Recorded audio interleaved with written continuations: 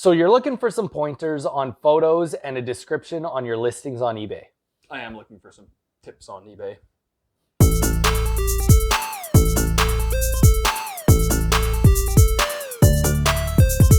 So today we're going to quickly go over some tips for taking good photos and what it should display, as well as some of the key points you should have in your description.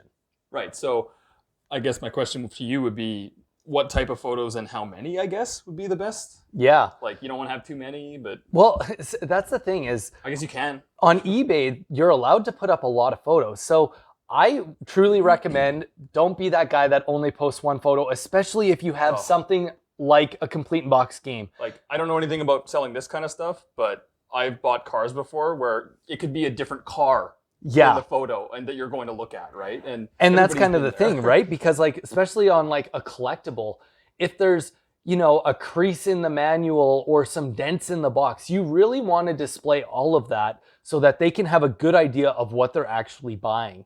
Maybe even show the terminals on the game itself. Yeah. You know, show the label on the front, show the label on the back. You really want to take as many photos so that somebody can have the best experience just looking at your photos to see if it is the exact item they want to buy.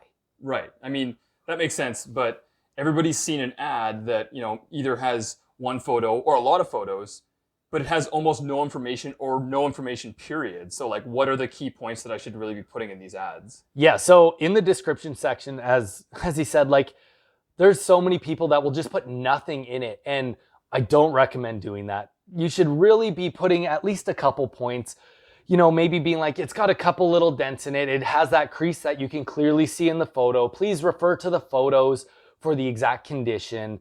And maybe even a couple points on like how often you're shipping. You know, if this is a brand new channel, are you, as soon as the sale comes in, are you going to ship it up that day? Or maybe you only ship once or twice a week? So like, just be as transparent as you can be when you're putting up this ad. Exactly. Yeah. And you know, especially on something a little bit more collectible, maybe you're gonna be like, yeah, it'll be professionally wrapped or wrapped in bubble wrap and before it's shipped. Again, more is better, I'm sure. Like, you don't want it damaged, then you have a less valuable product once it gets there or has to come back. Yeah, and the whole purpose of all of this is because you don't want somebody to get your item and open a case and say it's not as described. That is the whole point of this. You want the photos to reflect exactly what they're gonna get. And those are really the best points we can give you for starting up your details and photos on an eBay listing. Yeah, and just to be honest, like, I'm not well-versed, obviously, in selling, and I don't do any selling, and I really don't do much buying either. So that's kind of why I'm not, and I'm sure there are people like that out there too, who I'm not super comfortable with eBay. I'm usually local or classifieds or garage sales or whatever, right? So I think this will be helpful to not only just me, but...